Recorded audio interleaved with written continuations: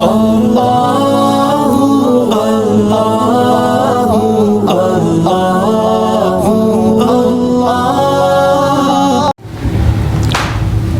المداومۃ علی رکعتی الفجر۔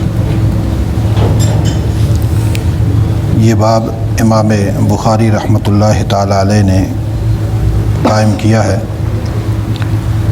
فجر کی جو 2 سنتیں ہیں ان کے بارے میں،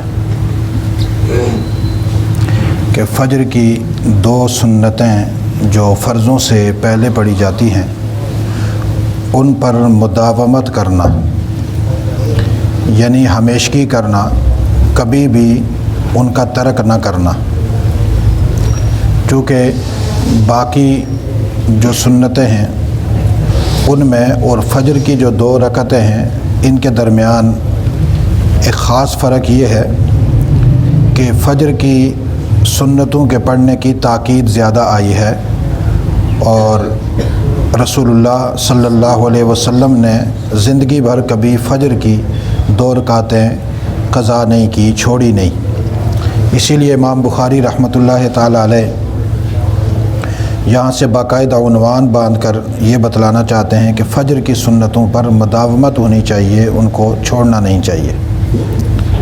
اسی لیے ان تاکیدات کو دیکھ کر حسن بصری رحمۃ اللہ تعالی علیہ کہنے لگے کہ فجر کی 2 سنتیں واجب ہیں۔ البتہ امام اعظم ابو حنیفہ رحمۃ اللہ تعالی علیہ کا مسلک یہ ہے کہ فجر کی 2 رکعتیں سنت کی سنت مؤکدہ ہیں، باقی سنت مؤکدہ سے زیادہ یہ مؤکد تر ہیں، یعنی ان میں اور ان میں فرق یہ ہے کہ یہ ان سے زیادہ تاکیدی ہیں۔ اس کے باب کے ضمن میں حدیث نقل کی عن ابی سلمۃ عن عائشہ رضی اللہ تعالی عنہا قالت صلی النبی صلی اللہ علیہ وسلم العشاء ثم صلی 8 رکعات ورکعتین جالسا ورکعتین بین النداءین ولم یکن یدعہما ابدا۔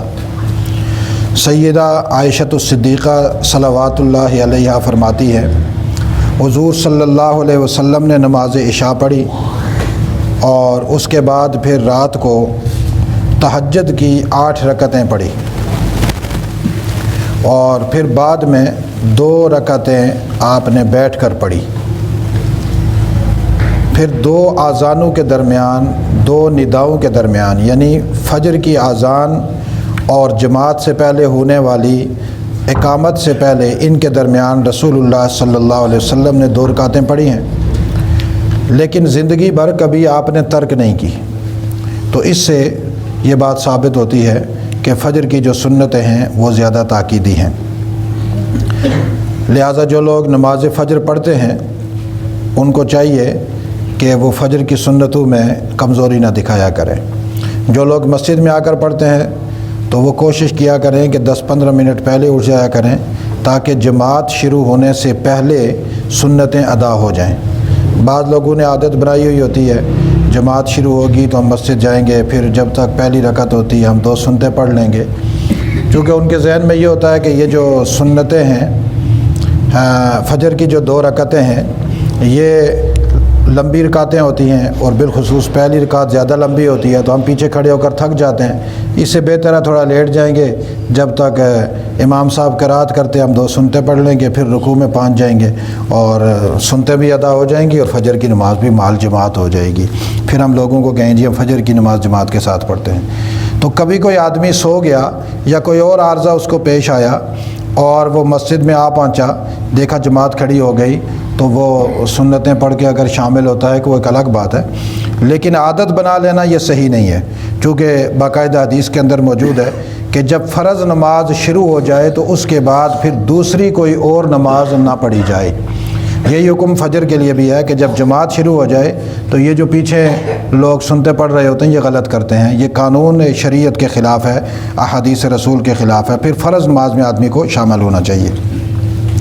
بعض صوفیوں کو تو میں نے یہاں تک دیکھا ہے کہ وہ جماعت کھڑی ہوتی ہے اور وہ تحیۃ المسجد پڑھ رہے ہوتے ہیں یا تحیۃ الوضو، کیونکہ ابھی نیا سروزہ لگا کر آئے ہوئے ہوتے ہیں تو دین کا تو پتہ نہیں ہوتا، سروزہ جو لگا آئے ہیں تو ٹھیکیدار بھی بن جاتے ہیں۔ پھر وہ جو ہے نا تحیۃ الوضو پڑھ رہے ہوتے ہیں یا تحیۃ المسجد پڑھ رہے ہوتے ہیں. یہ بالکل غلط طریقہ ہے. فرض نماز جب شروع ہو گئی تو سیدھے فرض نماز میں آ جاؤ، بعد میں آ کر سنتیں پڑھ لینا. ایسے ہی فجر کی جو سنتیں ہیں اگر جماعت شروع ہو گئی چھوڑ دیں، جماعت کے بعد آپ سورج کے طلوع ہونے سے پہلے آپ سنتیں پڑھ لیں، یہی زیادہ بہتر طریقہ ہے. باقی بعض علماء نے جیسے فقہاء نے لکھا ہے کہ سورج کے طلوع ہونے کے بعد پڑھی جائیں، وہ کمزور بات ہے، وہ تگڑی بات نہیں ہے. وقت کے اندر ہی فجر کی فرض ادا کرنے کے بعد جماعت کے بعد آدمی سنتیں پڑھ لے، یہی زیادہ بہتر ہے. آگے والا باب ہے. اس باب میں امام بخاری رحمۃ اللہ تعالی علیہ نے یہ بیان کیا ہے کہ فجر کی 2 رکعتیں پڑھنے کے بعد یعنی سنت پڑھنے کے بعد دائیں پہلو پر لیٹ جانا، یہ طریقہ اختیار کرنا یہ رسول اللہ صلی اللہ علیہ وسلم کا عمل ہے. لہذا جو آدمی فجر کی 2 سنتیں پڑھ لے، اس کے بعد جماعت کا ٹائم ہو تو تھوڑی دیر کے لیے آرام کر لے. اس میں ایک بات ذہن میں رکھیے گا، یہاں سے یہ بات ثابت ہوتی ہے کہ فجر کی سنتیں پہلے پڑھنی چاہیے، پھر جماعت کا انتظار کرنا چاہیے. اصل بات یہ ہے. دوسری بات یہ ہے کہ جو لوگ نماز پڑھانے والے ائمہ ہیں ان کو تو اس سنت پر لازمی عمل کرنا چاہیے. جب اذان ہو جائے فجر کی سنتیں پڑھیں، اس کے بعد دائیں کروٹ کے پہلو لیٹ جائیں تھوڑی دیر کے لیے، بعد میں اٹھ کر جب نماز کا ٹائم ہو تو پھر وہ جماعت پڑھائیں، تاکہ رسول اللہ صلی اللہ علیہ وسلم کا عمل اور سنت باقاعدہ اچھے طریقے سے ادا ہو. اور امام کے لیے ضروری ہے. باقی مقتدی لوگ بھی اگر رسول اللہ صلی اللہ علیہ وسلم کی سنت کو زندہ کرنے کے لیے یوں کریں گے تو اچھی بات ہے، لیکن یہ نہ ہو کہ مسجد میں خراٹے شروع ہو جائیں. اور لیٹنے کا مطلب یہ ہے کہ آپ تھوڑی دیر آرام کریں، سوئے نہ، ذکر کرتے رہیں، وظیفہ پڑھتے رہیں، لیکن دائیں پہلو پر لیٹیں کہ ہمارے نبی علیہ الصلاۃ والتسلیم لیٹے تھے لہٰذا ہم کریں گے. یا جو گھر میں ہیں تو فجر کا وضو کر کے وہاں سنتے پڑھ لیں، پڑھنے کے بعد تھوڑی دیر آرام کریں. جماعت میں جب 3-4 منٹ رہتے ہوں تو گھر سے نکل آئیں، مسجد میں آ کر نماز میں شریک ہو جائیں. تو یہ نہ ہو کہ سنتیں پڑھ کر سو جائیں تو پھر کہیں جی نماز فرض ہی چلے جائیں، یہ جو ہے نا صحیح نہیں ہے. حدثنا عبداللہ ابن یزید، امام بخاری نے عبداللہ بن یزید کی سند سے روایت نقل کی ہے. یہ بھی حضرت عائشہ صدیقہ صلوات اللہ علیہا کی روایت ہے. وہ فرماتی ہیں نبی اکرم صلی اللہ علیہ وسلم جب فجر کی 2 رکعتیں پڑھ لیتے اضطجع علی شقہ الایمن، تو رسول اللہ صلی اللہ علیہ وسلم اپنی دائیں پہلو پر لیٹ جایا کرتے تھے، اور یہ رسول اللہ صلی اللہ علیہ وسلم کا معمول ہے.